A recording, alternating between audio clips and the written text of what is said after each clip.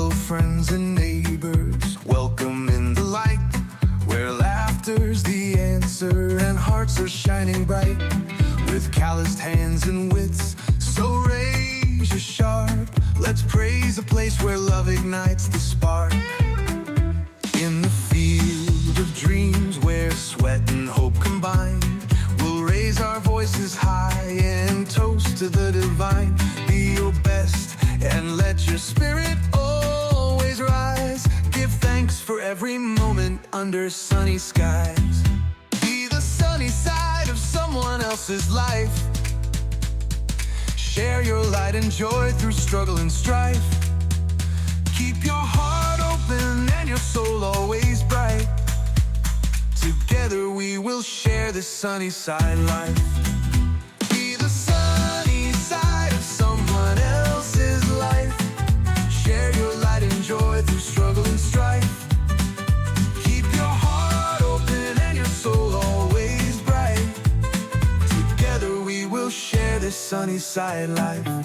Hello, friends and neighbors, and welcome to Sunnyside. Starting the show a little bit later today. I had some things that I wanted to get done last night, which was Sunday. Sometimes I record on Sundays, and sometimes I do it Monday morning, early in the morning.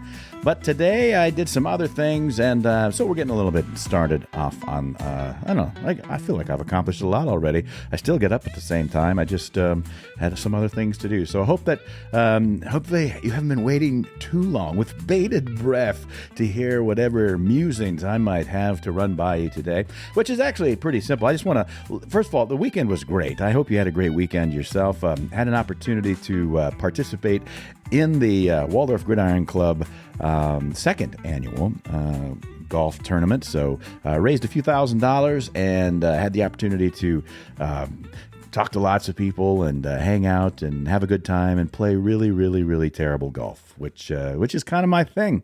I'm really good at not being a good golfer, and that was proven once again on Friday. But that really wasn't what it was all about. It was about camaraderie, getting together, supporting the Waldorf University football program, which is going soon underway. I mean, just here in another month or so, month and a half, we'll be playing our first game and on the road and watching Jack play ball and all of that good stuff. So it's fun to support the Waldorf University football team through the Gridiron Club and be a part of all of those things, those festivities, and lots more of that to come as well as we head into a new season. And baseball season is over. So youngest boy, Colin, is a sophomore, going to be a junior, and he played some baseball this summer, as he has for the last of all four boys played four sports. And so this is the end of baseball season. Happened on Saturday night. Forest City lost to the Esterville Lincoln Central Midgets. Yes, that's correct. You heard me correctly. It's the Esterville Lincoln Central Midgets. They beat us, I can't remember if it was 7-5 or something like that. But we lost, and so that's the end of the season. That would have been for the district championship. So they came in as runners-up in the district, having beaten a team earlier in the week and or last week. And so now baseball is over, and we look forward to football. On to the next thing. And then when football is over, we look forward to basketball. And then we look forward to track. And then it starts all over again. It is nice for me. It does cut one more thing out of my schedule. I don't have to prepare and announce at the PA for baseball games anymore. So the next thing will be for football, and football is easy because that's just once a week and only when they're at home. Same thing with Waldorf University. So like to do those things. It keeps me involved, and I like to be in the press box, and it is fun to be in front of a microphone, as you well know. But I have this microphone, so I don't have to, even if I wasn't a public announcer at sports games in the local area, I'd still have this microphone that I can talk to you on. So overall, very good weekend and a good season for our local high school team. They came away, obviously, as the district runner-up for the championship game there, and had a great season overall with just a handful of losses. Overall, just a ton of wins. So congratulations to the team and the coaches and all that good stuff. Now, what I want to talk about today, and then I'm going to go on and do other things, because I'm in the midst of building that world-class hen house. It's going to be called Henhalla because it's designed it's designed to somewhat replicate a Norwegian stave church. So if you look up stave, S-T-A-V-E, Stave Church. You'll find them in Norway, and they have a very unique, almost kind of pagoda type shape. They have lots of carvings on them, which I don't know how to do carvings yet, but if I build the structure, maybe I'll add carvings to it later. And instead of using dragon heads off the eaves, maybe I'll learn how to carve chicken heads or something like that. I've got my 19 hens that Heidi and I took on a walkabout in the yard yesterday. We penned in a little area for them, and they were just having a great time, eating grass and bugs and whatever chickens do all day. And so right now, though, they're not in. They spent most of their life inside the coop that I built them in the barn here. That's not where they're going to live out the remainder of their lives, and which hopefully is quite long. They are producing eggs. I've got eggs. We've had a couple dozen eggs now. That's now 19 chickens, and they're small eggs because they're just getting around to it. But supposedly, once they start really laying eggs heavy, it's like 20 eggs a month. So I've got like 380 eggs. I don't know how many eggs that is. I just got a lot of eggs coming, and I haven't come yet. But I have these cool little cartons that I ordered. Instead of being long, like 2 by 6 to get a dozen, this is like 3 by 4. So they're kind of more like a square. Got a little Sunnyside logo sticker that goes on the top of it. And so really looking forward to all these eggs. And it's good. It's a little offset yellow, little kind of a faded yellow carton. So we're not using recycled cartons from other people who grow eggs or that we get from the grocery stores, because I don't think we're going to be needing eggs from a grocery store for a while. Still have a couple dozen eggs, or just under a couple dozen eggs in our fridge right now, and that continues to grow. And let's not forget, we got football players to feed, so they should be eating lots of eggs very soon. And so I'm building this, as I've talked about before, this Henhalla, Norwegian stave church looking miniature. Stave church looking, but it's not as small as, it's not really, it's miniature in the scale of what an actual stave church is in Norway, but it's gigantic in scale to what you maybe would see everywhere else. So maybe I'll put up some pictures of it. Right now I just have the foundation and the deck, top deck on, and so then we'll start putting the frame walls up and building that so that we can move these hens into their permanent home hopefully very shortly. And so that is an ongoing project that I've been working on. Colin's been helping me here and there. And so it's fun. It's going to look cool. It's going to look cool, man. But like everything else that I've got going on, seems like it just work at it when you can. And I'm thinking these hens are getting a little mouthy. They're ready to be outside most of the time for sure. So that's what's going on out here. Working on the garden, finishing got to do some grass seeding around the garden now. We got it mostly tilled up and ready to do all of that stuff. Got to put the gazebo in the garden. Got to pour some concrete. There'll be a little concrete pad in the middle of our raised garden. And then there'll be a nice little gazebo that we got from Costco. Heidi is amazing at ordering things online. And so put that together and get that in place and get it bolted down so it doesn't blow away. Just a nice, cool place to hang out as you're watching the vegetables grow. And man, are the vegetables growing? They are. It's just, we're getting produce every day now. And what an awesome thing that is. Dinner last night here at Sunnyside was home-raised mahi-mahi fish. I'm just kidding. It was mahi-mahi, right? But that comes frozen. So we had that, and we had some sweet potatoes, which we don't grow. So what am I talking about? We had our own beets. We've got our own potatoes. We've got our own lettuce, garden salad, all kinds of good stuff there. It was great.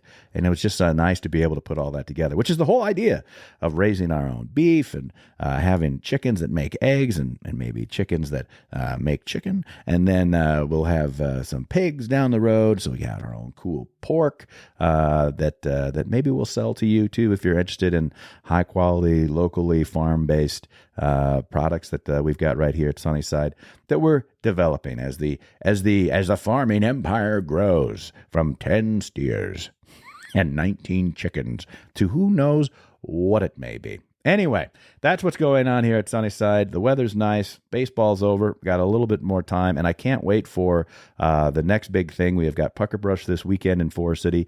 That's our community celebration. Most towns in Iowa have an annual celebration named whatever they decide to name it. And in Forest City, it's called Pucker Brush because that was one of the original names of our town for whatever reason. And so Pucker Brush Days will be happening this weekend. And in the midst of Pucker Brush Days, I'll be announcing on Friday night, I'll be announcing the Battle of the Businesses. So they take a bunch of businesses and they compete with each other. Right now, the reigning champions are the Waldorf University football coaches.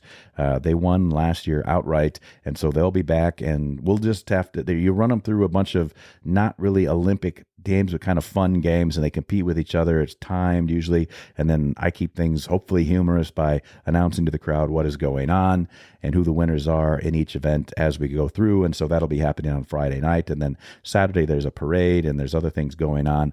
I'm not with the Chamber of Commerce, so I don't know everything that's going on with the Pucker Brush Days. You can definitely go check it out. But during Pucker Brush Days, I will also be working diligently to set things out: garbage cans, porta potties, watering stations for Ragbri, which is coming the following Tuesday. So a week from tomorrow, we'll have Ragbri, which is the Register's annual Great Bike Ride across Iowa.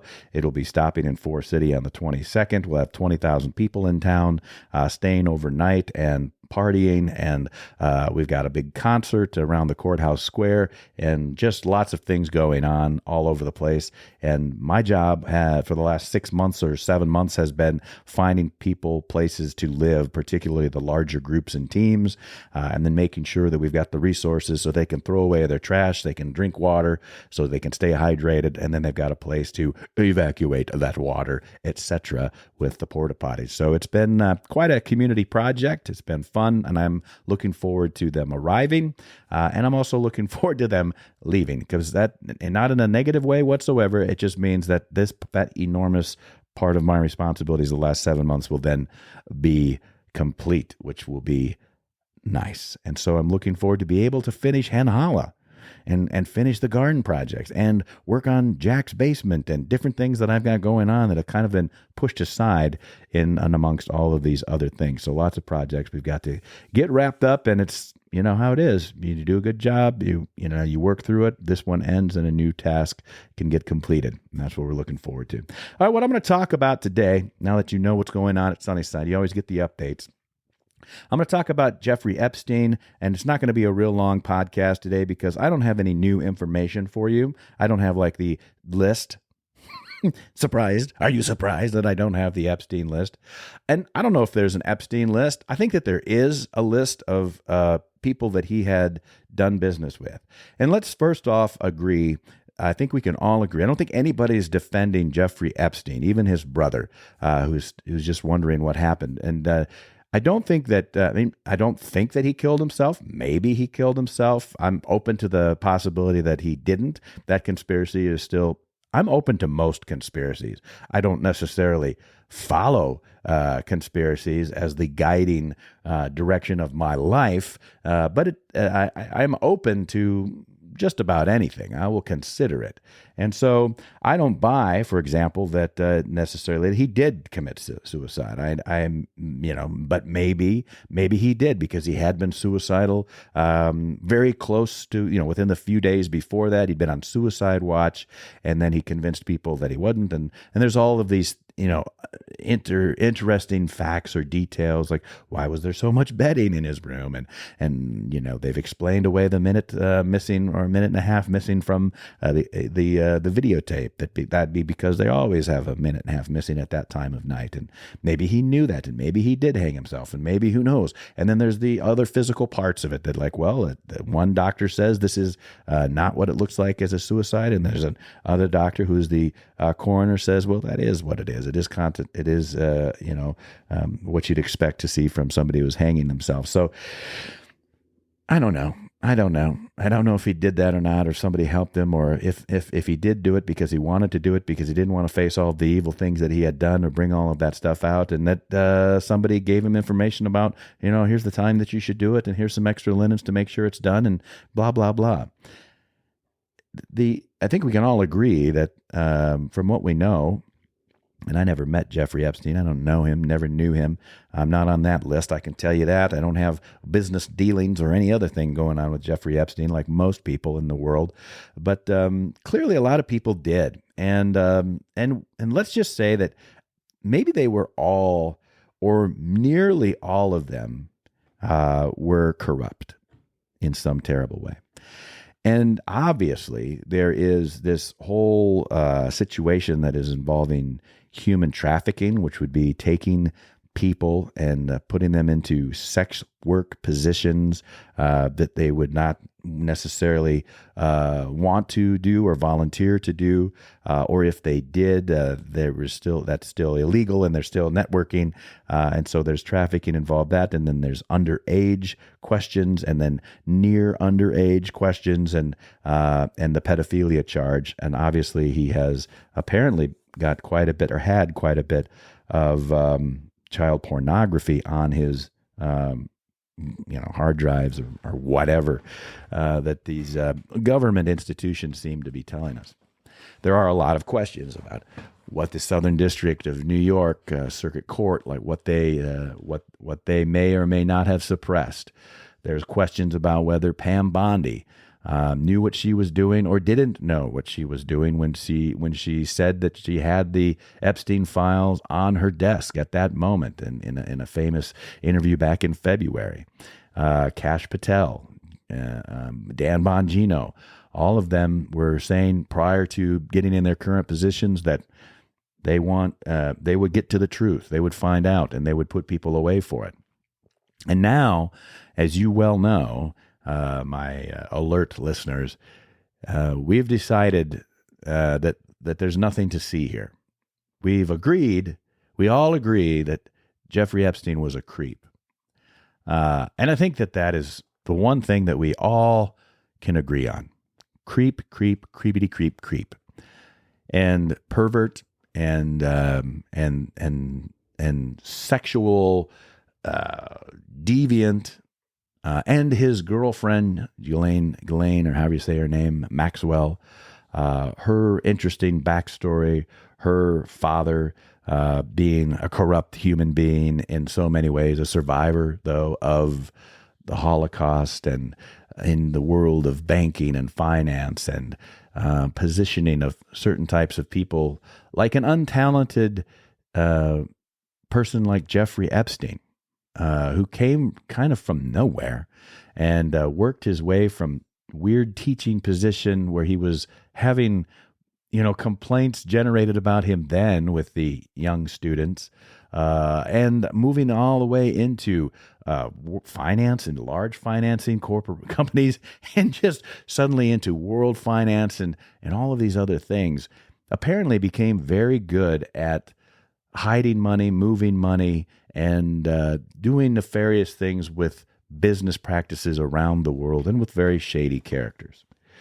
And so my take on the Epstein file is that, and I know that Donald Trump, in the interview last week, President Trump had said, "Why are we still talking about Jeffrey Epstein? Why are we we've got so many other things you should be focused on." And there's two ways to look at that. For one, either one would be that it's just completely unaware of how important it is to, I'd say, of a vast majority of Americans. It doesn't matter what side of the aisle you're on. Like, everybody wants to know what the heck was going on with Jeffrey Epstein. And so either he's just very transparently gaslighting and say there's nothing to see here. That's one option. Or more likely what it is that he has yet not realized how significant it is to his base. And sometimes when that happens, and it has happened before, Trump will then correct. He will adjust and say, "Oh, this is a lot more important to my base than I realized." And so sometimes that'll happen and he will adjust. But right now, that's not what he's doing. He's saying there's nothing to see here. We told you he committed suicide. He's a pervert. Everything that was on his computer files was all child pornography, and we're not going to let you guys see that because that's disgusting. Who would want to see that? And nobody does want to see it. Nobody wants to see that. And they're saying there is no list. And if there is a list, it's a list of people that aren't the pedophiles that we're all expecting. And so that's my take. This is not a conspiracy, is that it still matters. Jeffrey Epstein probably did not strike me as an incredibly talented or wonderful human being, but he was a person who had a certain amount of talent, having been put in a position that he was in time after time again as he continued to move upwards into whatever these circles are in which he traveled, and that he clearly was doing business with many people around the world for one reason or another, and some of those people were doing really gross things, and he was facilitating that. And so he was personally, obviously, a person of no character. His values were, far from Christian, right? So we can establish that about Jeffrey Epstein. What I'm saying is that I think that the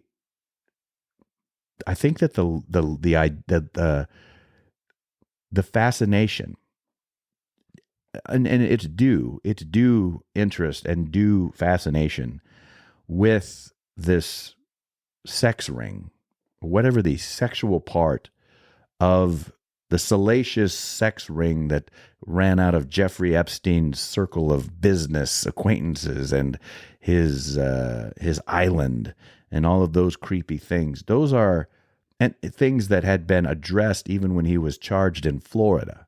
So we know he's creepy and he's got weird sexual fetishes, and there's things and he's also somehow supporting and providing those type of services to certain acquaintances. And that's what we're focused on, isn't it? And that is what, folks like Candace Owens is focused on, the pedophilia part, as you well should be. Like, it's terrible. Like, there's no getting, like, I'm not defending that whatsoever. However, man, I hate to say it, but that's small potatoes in my personal opinion. It's terrible. Those things never should have happened. He was a terrible human being, and those victims deserve justice. And I don't know if they'll ever get it. They certainly won't get it from whatever Ghislaine Maxwell provides. And so that is horrific. But that's the shell game. The reason that I think that all of this stuff has suddenly decided to go away in the minds of the Trump administration and, Kash Patel and Dan Bongino and, Pam Bondi, is because of they've kind of, in my opinion, they've shown their hand a little bit by saying that, look, there are people that he did business with that aren't pedophiles. And for that reason, they don't need to have their names released because they're not part of this sex trafficking ring. And that's what everyone's focused on, because it's salacious and it makes good news copy. And it is gross and disgusting and horrifying. And it's everything that you really want to make a terrible scandal come alive. I would concur with the sentiment that former President Bill Clinton is probably creepy when it comes to women. I think we can say with some level of certitude that the same thing could be said about Prince Andrew and a number of other people that, in one way or another, it's been fairly well provided evidence-wise that they have kinky and salacious and nasty and potentially illegal and terrible sexual habits. And that sells a lot of advertising in newspapers and news stations. And that's what everybody's focused on. And because the Epstein List, let's still call it that, is rife with far more people we assume, that had nothing to do with creepy old man massages and happy endings. That they were just regular business people doing business with good old businessman Jeffrey Epstein, who was, happy to provide you, if you're a big client, with maybe a little rub and tug or whatever your deal is. And that's what we're focused on. And there's crime behind that. And it's also not the biggest crime, in my opinion. I think that the real criminals behind the entire Epstein list are the exact people that we do not, for the most part, get to know their names because they're not connected with the sex part.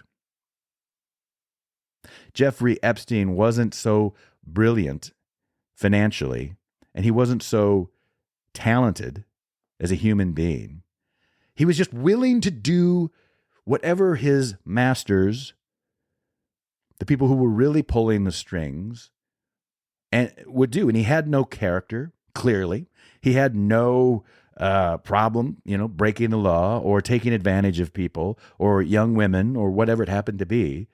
He would provide those things, and in exchange for that, he got to live a life that he thought was worth living until either someone else decided it wasn't for him, or he decided, honestly, it wasn't worth living anymore himself.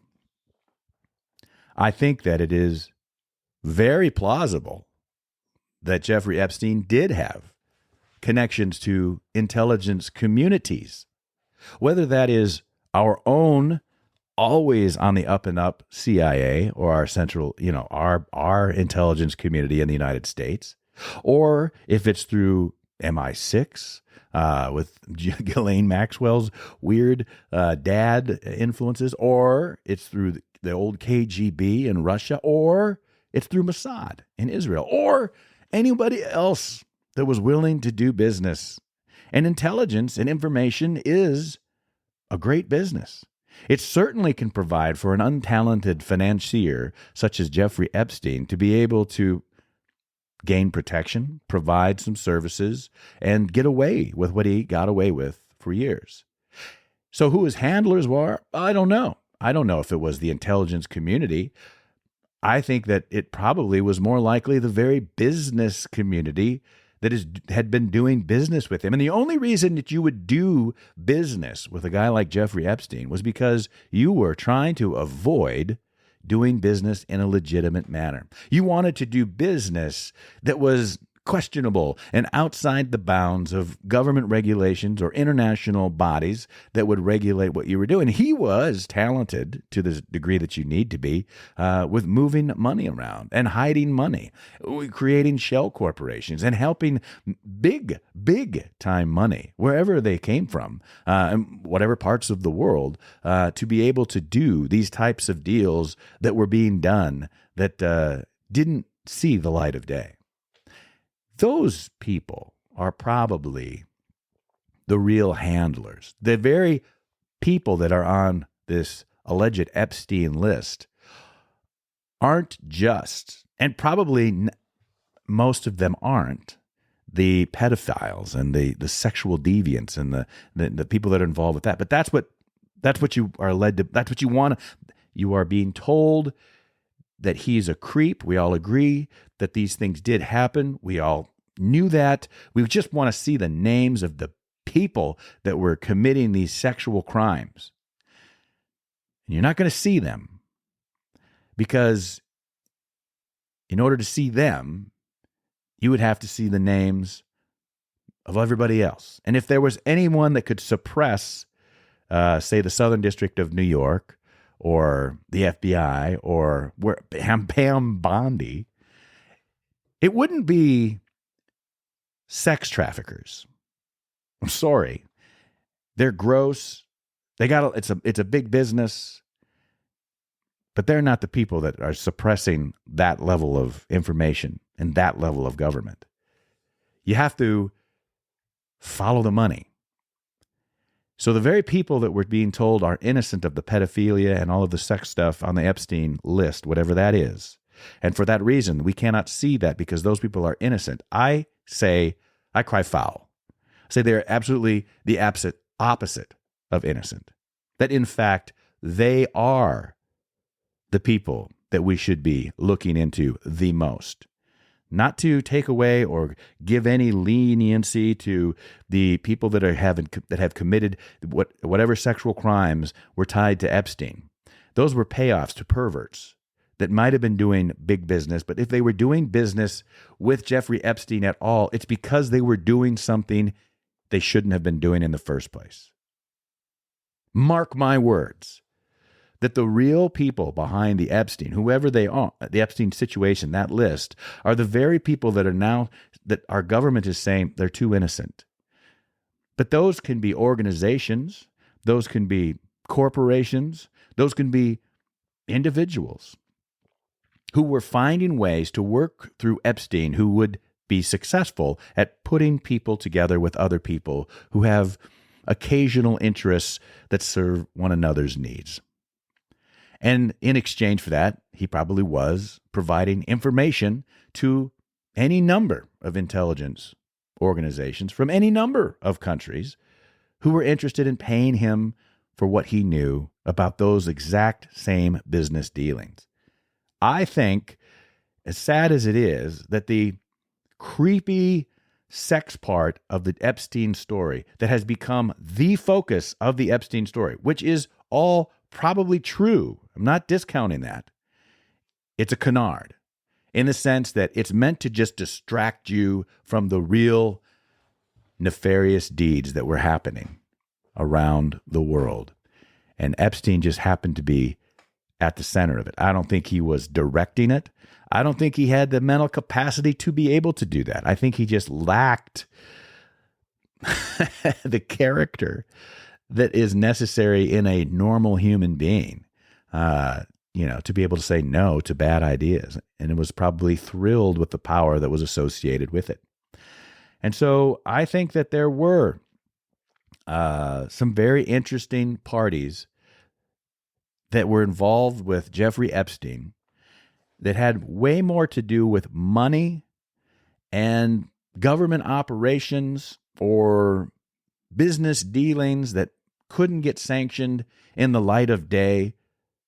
That is the real story. Those were the people that are pulling the strings. And the information that came and was sold to, more than likely, or provided to whatever intelligence agencies he'd be a fool not to sell. It's like, I just met with Prince so-and-so over here, and they're figuring out how to set up a shell corporation to invest or buy in this new COVID vaccine. I don't know, whatever. Some other conspiracy theory, right? That all wraps up together.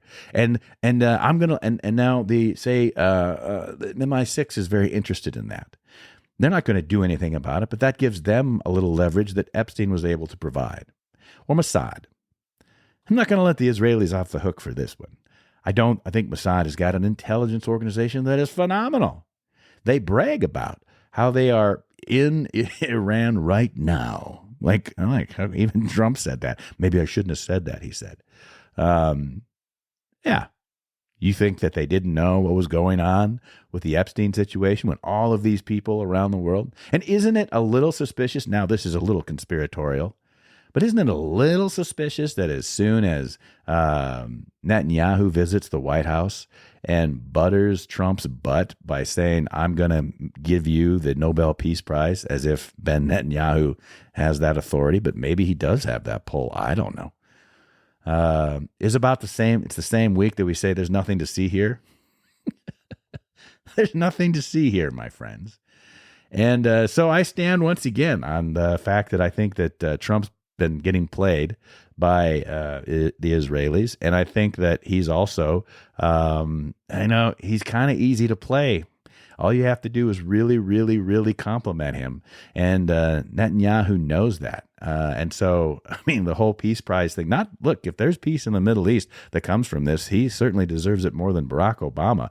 But it seems like a pretty obvious, weird payoff that Bibi Netanyahu is coming over here and saying, hey, I'm going to do this. Like, I'm going to nominate you for this, as if the Norwegians are going to listen to the Israelis on this case. But maybe they will. maybe some of that information that came from Epstein that they have perhaps is something that will hold the Nobel Peace Committee in check. I don't know.